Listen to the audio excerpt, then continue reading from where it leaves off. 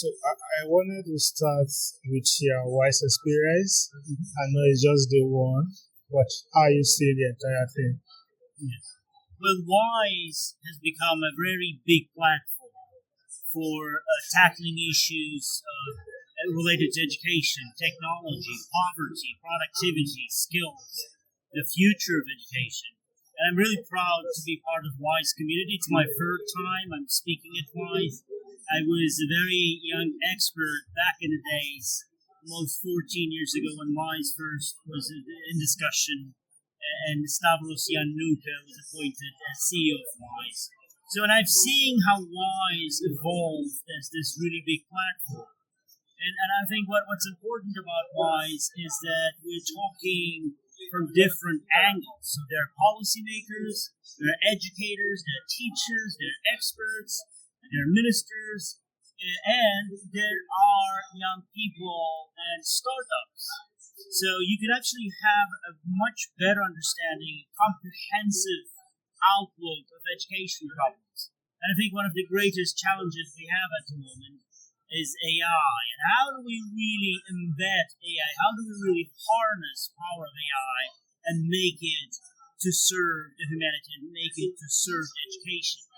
So, as speaking as Minister of Kazakhstan, of Education of Kazakhstan, we are having some really interesting cases to share with us today on WISE, and one of them is this new program we launched, iSala, making AI compulsory for all students in Kazakhstan. So AI literacy is very important, we believe.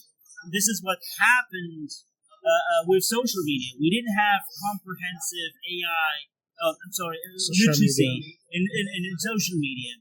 And this is what happened. All the problems we have, all the worst in our nature that was amplified by social media, not restricted for journalism, ethics, or any ethic principles. And this is the turmoil we have at the moment. So we believe even stronger, even more powerful tool is coming, AI.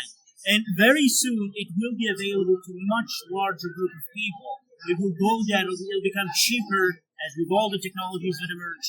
It will be accessible to millions and millions of people. And think of the power of this technology not restricted by any AI ethics. So the theme, the main topic of today's WISE is humanity.io.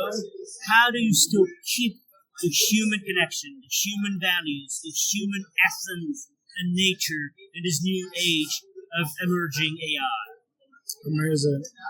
When we try to integrate education AI into education, our focus is usually the learner. I want to find out in Kazakhstan what you're doing to aggregate teachers to the knowledge of AI, so they are able to implement this knowledge to students. And so one thing we've learned when introducing this large, massive nationwide program, the bottleneck are actually the teachers. So what happens, teachers now know less of AI and know how to use AI than their students. Why? The younger generation are early adopters of AI. They're more natural. They're now, in chat GPTs and all the different chatbots and AI agents are kind of a native to this new generation. The teachers now know less than their students because of the access to this really powerful technology and all the knowledge existing in history of humankind out there, which you can connect through Gemini and this really advanced large language models, chat GPTs, DeepSeeks, and so on and so forth. So one thing we're doing at the moment, we're starting a very interesting pilot project with OpenAI. OpenAI has a very ambitious vision to revolutionize education, to change education model as we know. So starting from next year, January, we just signed up with OpenAI. Kazakhstan will be among few countries in the world to pilot a very interesting project. Every single faculty member in Kazakhstan will be trained.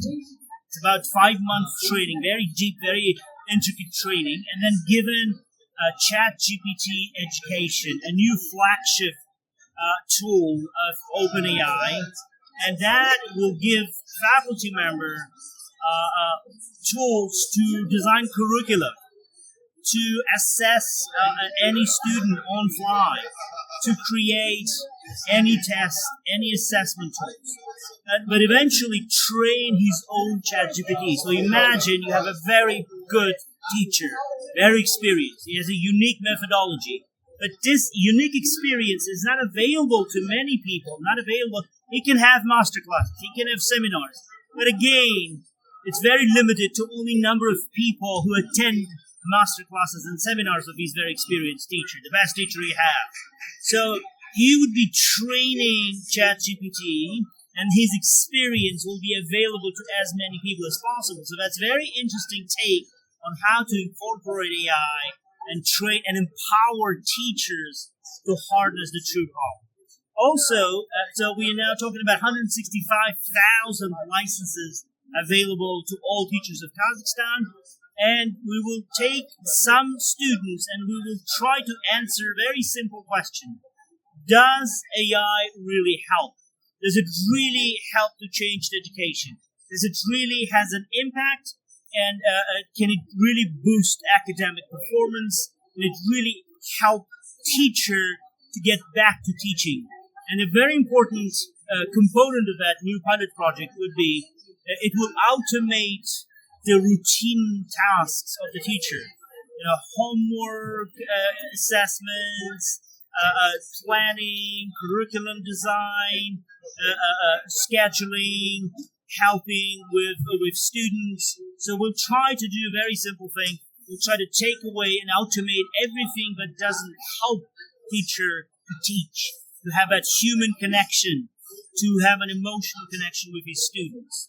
So if this pilot goes really well, and we'll be able to prove that AI can really help, can add value to existing education model, I think it'll be a revolution.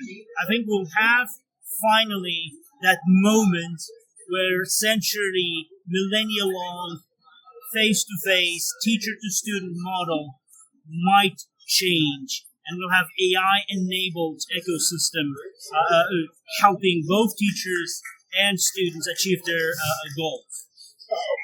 My last question, what interests me with your profile is now you are in policy, but I'm excited that you have wholesome knowledge about the ecosystem. Now, the missing link we're trying to fix at the integration of AI to education is the ethical standard between technology and pedagogy. Tell me how you're working around that loop. So the whole academic community, the global, is now split. Two big parties, two big sides. One side says AI is evil. It will hinder, it will stop students from logical reasoning. It will diminish their capacity for abstract thinking. And there's some early research done by MIT, for example. For about 5 to 6 months, they monitored two groups of students. One used heavily AI and ChatGPTs and AI agents. The second, just all pure traditional. And there was some signs that logical reasoning, abstract thinking was diminishing in this group, which relied heavily. The second camp, the second side, says, no. In reality, AI can really help if it's used properly. So back in Silicon Valley, there's a notion of 10x employee, someone who can do things 10 times faster, better than normal, ordinary employees. So we believe in Kazakhstan that if AI is introduced properly, there are some guidelines and AI ethics standards and framework attached to it. And for example, what we did, we allowed our students and researchers to use AI in their research and writing their theses and work assignments on several conditions. One, you should cite the source. If you use AI, you should cite this information was obtained using this algorithm and how you have to explain the process, how you used AI to get those results. Two, you can't use AI for any conclusion parts. So it's all, we've amended our legislation. And so there are some restrictions on how to use AI.